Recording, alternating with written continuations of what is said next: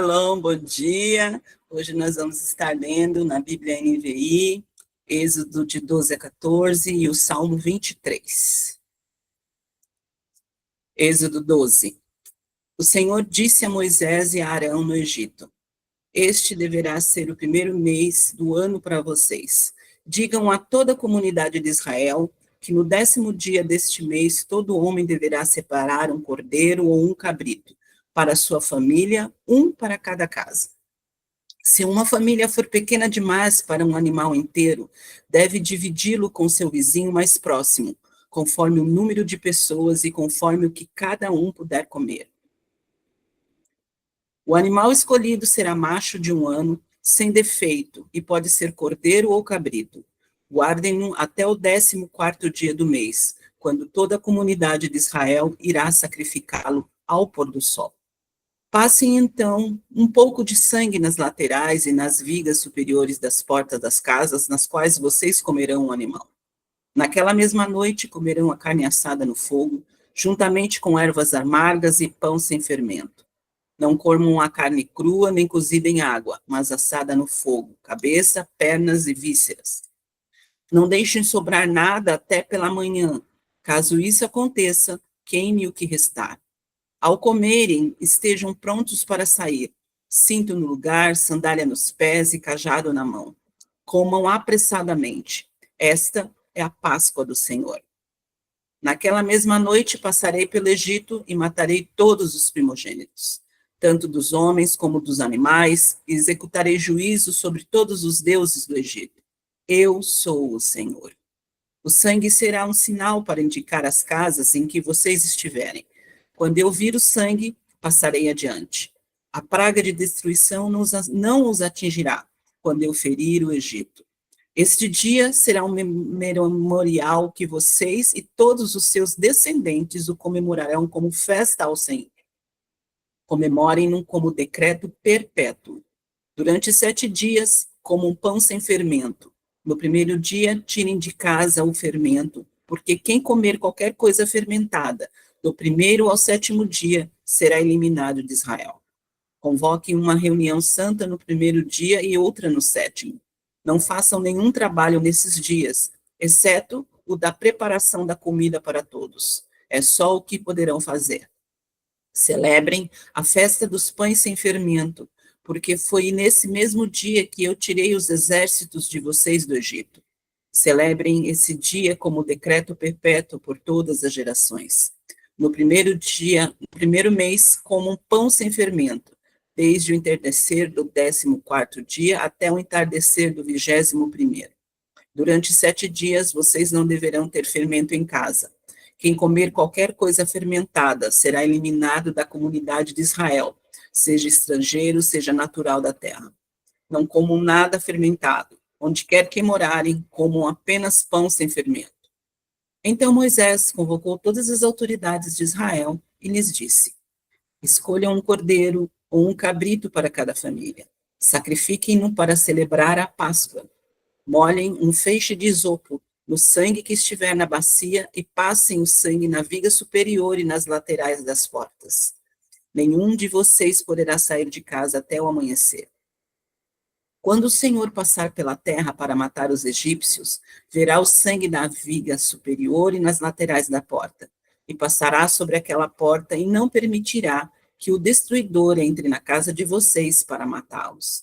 Obedeçam a estas instruções como decreto perpétuo para vocês e para os seus descendentes.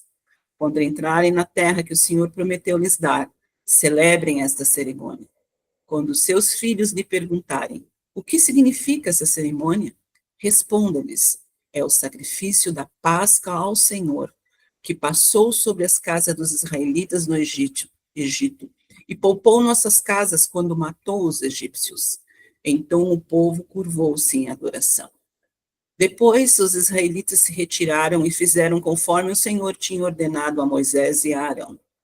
Então, à meia-noite, o Senhor matou todos os primogênitos do Egito, desde o filho mais velho do faraó, herdeiro do trono, até o filho mais velho do prisioneiro que estava no calabouço, e também todas as primeiras crias do gado.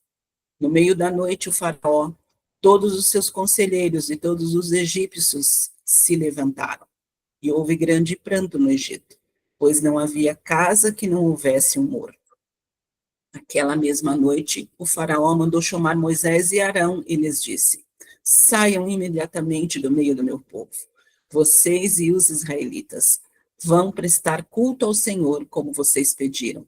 Levem os seus rebanhos, como tinham dito, e abençoem a mim também. Os egípcios pressionavam o povo para que se apressassem em sair do país, dizendo: todos nós morreremos.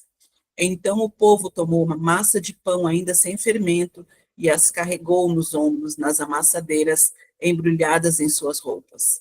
Os israelitas obedeceram à ordem de Moisés e pediram aos egípcios objetos de prata e de ouro, bem como roupas. O Senhor concedeu ao povo uma disposição favorável da parte dos egípcios, de modo que lhes davam o que pediam. Assim eles despojaram os egípcios. Os israelitas foram de Ramassés até Sucote. Havia cerca de 600 mil homens a pé, além de mulheres e crianças.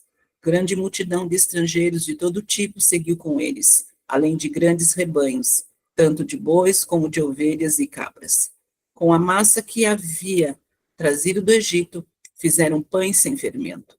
A massa não tinha fermentado, pois eles foram expulsos do Egito e não tiveram tempo de preparar comida. Ora, o período que os israelitas viveram no Egito foi de 430 anos.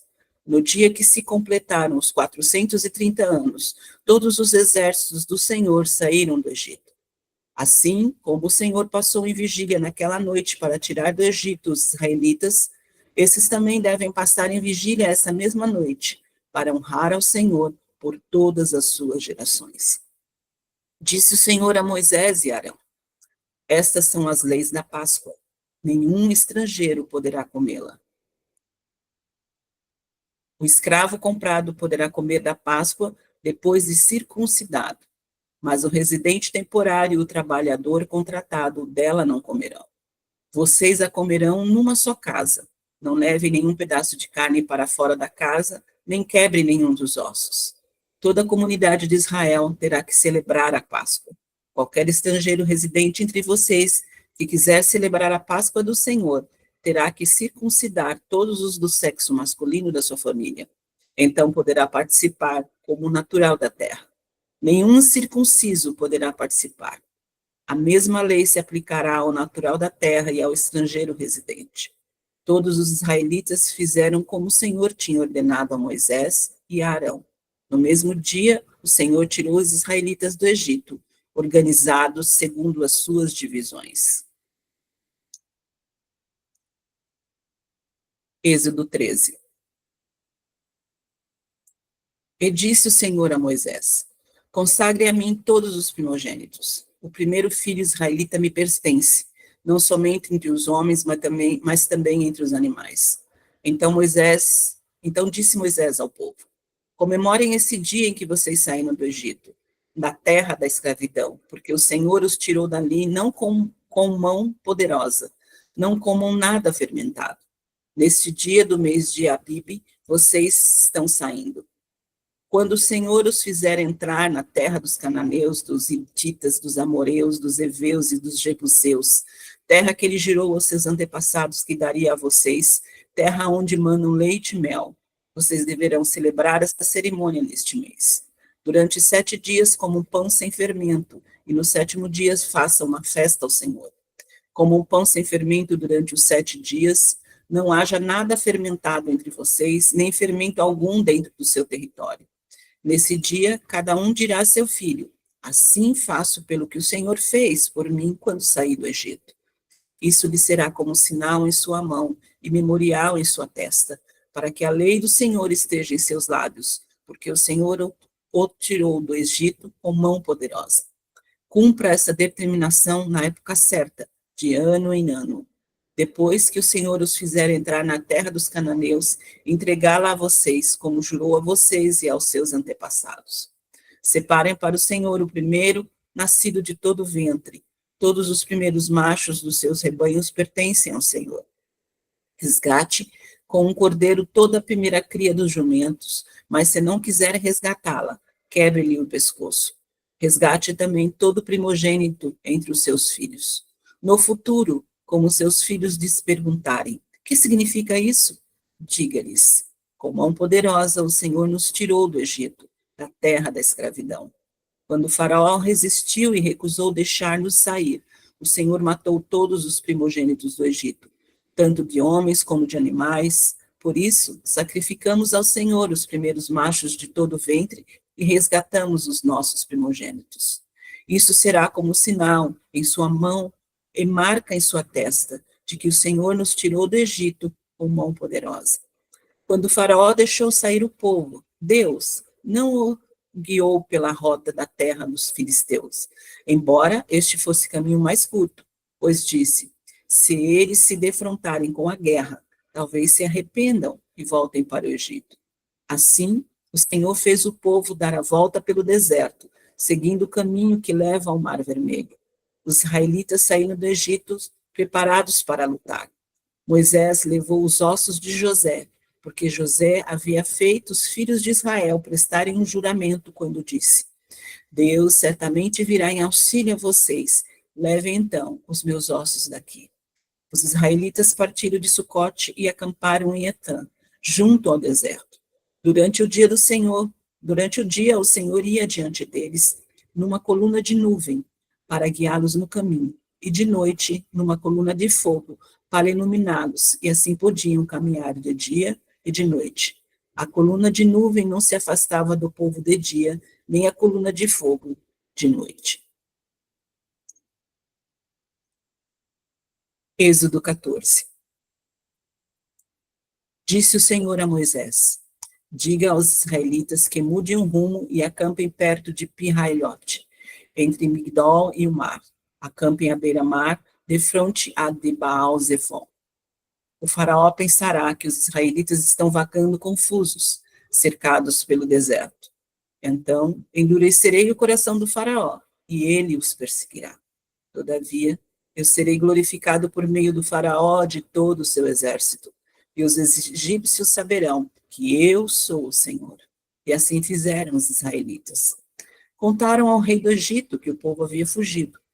Então o faraó e os seus conselheiros mudaram de ideia e disseram, o que foi que fizemos? Deixamos os israelitas saírem e perdemos os nossos escravos? Então o faraó mandou aprontar a sua carruagem e levou consigo o seu exército.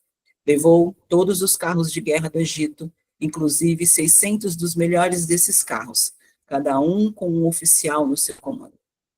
O Senhor endureceu o coração do faraó, rei do Egito, e este perseguiu os israelitas que marchavam triunfantemente. Os egípcios, com todos os cavalos e carros de guerra do faraó, os cavaleiros e a infantaria, saíram em perseguição aos israelitas e os alcançaram quando estavam acampados à beira-mar, perto de Pi-Hahirote, de fronte de Baal-Zephon. Ao aproximar-se o faraó, os israelitas olharam e avistaram os egípcios que marchavam na direção deles e, aterrorizados, clamaram ao Senhor. Disseram a Moisés, foi por falta de túmulos no Egito que você nos trouxe para morrermos no deserto? O que fez conosco tiramos-nos de lá? Já não lhes tínhamos dito no Egito, deixe-nos em paz, seremos escravos dos egípcios. Antes ser escravos dos egípcios do que morrer no deserto.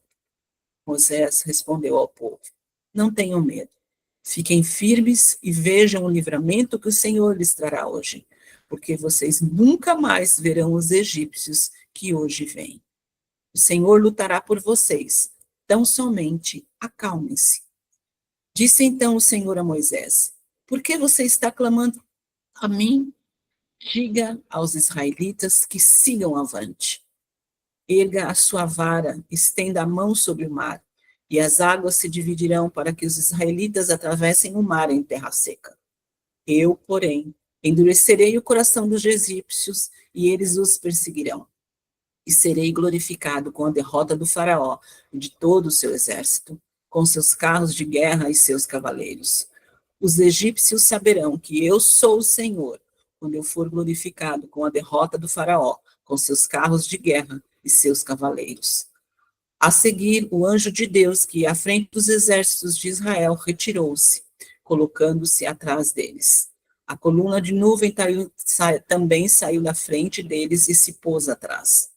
Entre os egípcios e os israelitas, a nuvem trouxe trevas para um e luz para o outro, de modo que os egípcios não puderam aproximar-se dos israelitas durante a noite. Então Moisés estendeu a mão sobre o mar, e o Senhor afastou o mar e o tornou em terra seca, com um forte vento oriental que soprou sobre toda aquela noite. As águas se dividiram. E os israelitas atravessaram pelo meio do mar em terra seca, tendo uma parede de água à direita e outra à esquerda. Os egípcios os perseguiram, e todos os cavalos, carros de guerra e cavaleiros do faraó foram atrás deles até o meio do mar. No fim da madrugada, do alto da coluna de fogo e de nuvem, o Senhor viu o exército dos egípcios e os pôs em confusão. Fez que as rodas de seus carros começassem a soltar-se, de forma que tinham dificuldades em conduzi-los. E os egípcios gritavam: vamos fugir dos israelitas, o Senhor está lutando por eles contra o Egito. Mas o Senhor disse a Moisés, esse momento,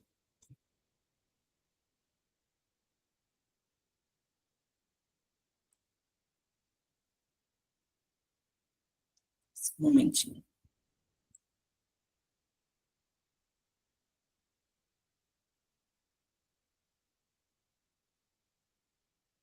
Mas o Senhor disse a Moisés, estenda a mão sobre o mar para que as águas voltem sobre os egípcios, sobre os seus carros de guerra e sobre os seus cavaleiros. Moisés estendeu a mão sobre o mar, e ao raiar do dia o mar voltou ao seu lugar. Quando os egípcios estavam fugindo, foram de encontro às águas, e o Senhor os lançou ao mar. As águas voltaram e encobriram os seus carros de guerra e os seus cavaleiros.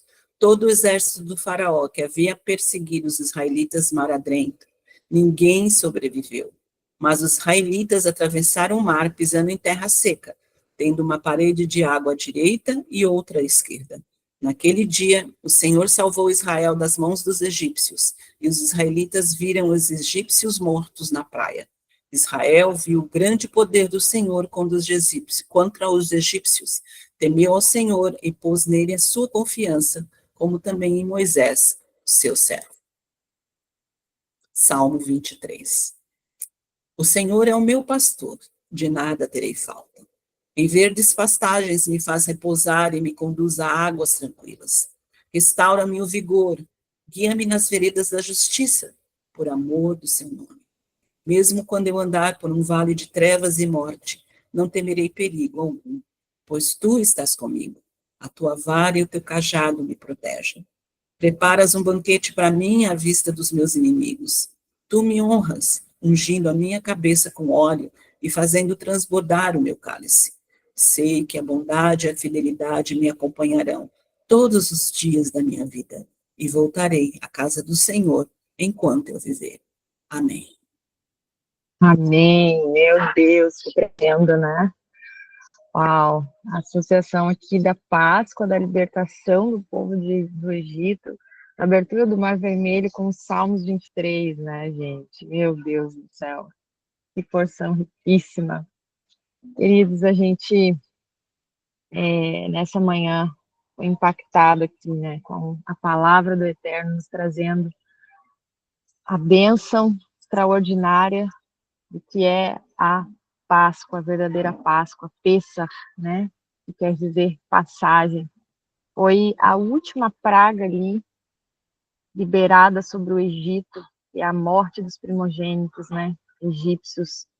E essa foi a mais devastadora de todas, né? E ela refletia ali o abuso egípcio da alma, que não afetava somente as faculdades conscientes, mas também ela distorceu, ela destruiu as forças supraconscientes da alma, os locais mais inacessíveis, mais difíceis de acessar da alma, trazendo ali uma dimensão, né, do abuso que esse ambiente egípcio trazia ali sobre a alma, né? Uma vida de vícios, onde a pessoa não tem dificuldade de se libertar, uma vida de muitos abusos, né? São camadas da alma mais profundas. Então, ali quando acontece ali essa morte ali dos primogênitos, né? Por que a questão dos primogênitos? O primogênito, ele é, assim, relacionado à alma, né? Que a gente estava relacionando a questão das 10 pragas em relação aos aspectos da alma também. Lembrando que o Egito, ele simboliza um estado espiritual, né? Quando a gente está falando da libertação do Egito, a gente entende que o Egito também é um ambiente espiritual, né? Então, afeta ali as questões dos aspectos da alma. Então, o primogênito, ele traz aqui a questão dos primeiros instintos da alma. O primogênito, ele está ligado a isso, aos primeiros instintos da alma. Então, quando acontece a morte dos primogênitos, é como se fosse ali a bala final, né? Onde coloca um fim de um ciclo pernicioso do vício, de todos os abusos egípcios. Então, é uma libertação muito profunda, né? É uma libertação e ela está muito além daquilo que é físico, mas é uma libertação da alma mesmo, é uma profundidade onde só mesmo Deus tem acesso, né, para poder libertar. E nessa passagem tem algo muito interessante sobre a questão do sangue nas vergas das portas, né? Esse era o sinal para que o anjo da morte que viesse ali ceifar os primogênitos, ele visse aqueles que estivessem com sangue na verga das portas, ele iria passar por cima, né? É literalmente o significado da palavra Páscoa, a palavra em original no hebraico que é Pessah, passar por cima. Agora, olha que interessante, porque você já parou para pensar por que o sangue na verga das portas? Né? Qual o significado disso? Os israelitas, eles viveram por aproximadamente 430 anos no Egito. Então, pensa em 430 anos. Ali tinha aquela geração que conhecia o José, né, conheceu o Jacó, e aí depois foram vindo outras gerações, e o povo foi escravizado, né? Então, esse tempo todo ali, durante esse período que eles estavam ali, eles acabaram sendo influenciados, até pelo ambiente de escravidão que eles estavam, eles foram influenciados pela cultura egípcia. Então, eles começaram a absorver alguns costumes egípcios. E eles, os egípcios, eram idólatras, pagãos, tinham vários deuses, várias crenças. E eles começaram a escrever na verga das portas as mesmas inscrições, os mesmos hieroglifos que os egípcios escreviam. E essas inscrições, elas garantiam uma passagem para a vida após a morte. Então, era nas portas ali que eles escreviam várias inscrições, escreviam os nomes das famílias ali, e eles acreditavam que a verga das portas era como se fosse um portal que dava acesso ao submundo. Então, para eles poder ter a passagem livre, tanto para o submundo quanto para voltar para a Terra, tinham que ter as inscrições na verga das portas. E pasmem que os hebreus começaram a pegar essa moda também, e começaram a escrever essas inscrições na verga das portas, ou seja, depositando a confiança da vida eterna, né, a deuses pagãos. Então, eu vou tentar compartilhar aqui com vocês, gente. Orem aí para minha internet, a gente conseguir. Eu achei uma imagem aqui com uma porta com as inscrições egípcias. Não era bem a que eu queria, mas só para vocês terem uma ideia.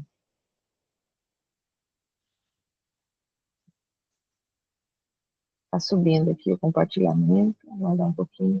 Vocês conseguem ver aí? Dá para ver?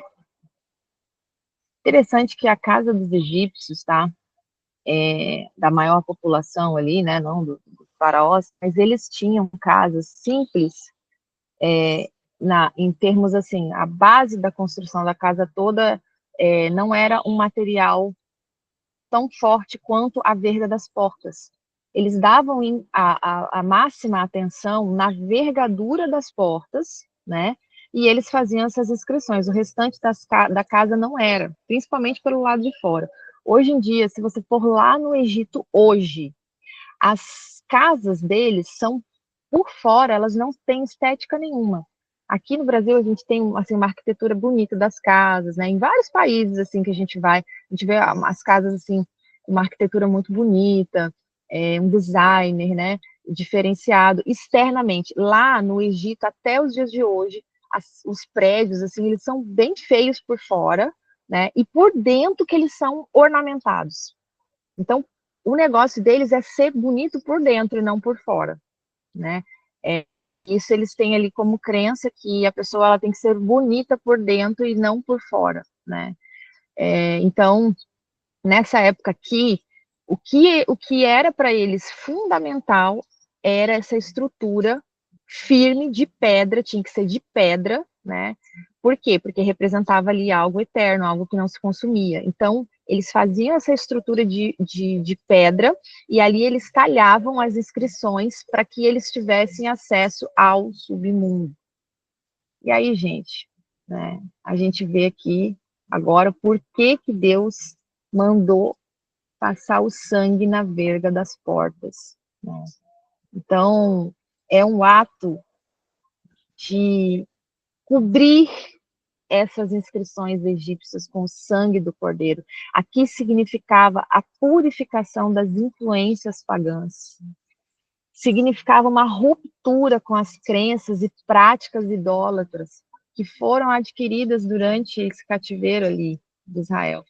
Trazia o quê? Uma reorientação da fé, né? Onde os israelitas estariam transferindo a sua confiança dos deuses egípcios para o seu Deus, o Deus dos seus antepassados, um único Deus. Então, aqui marca, né, esse ato de passar o sangue na verga das portas, está trazendo aqui, literalmente, marcando a identidade nacional do povo de Deus, né? E quebrando aqui toda essa cultura egípcia. Não foi uma libertação apenas física.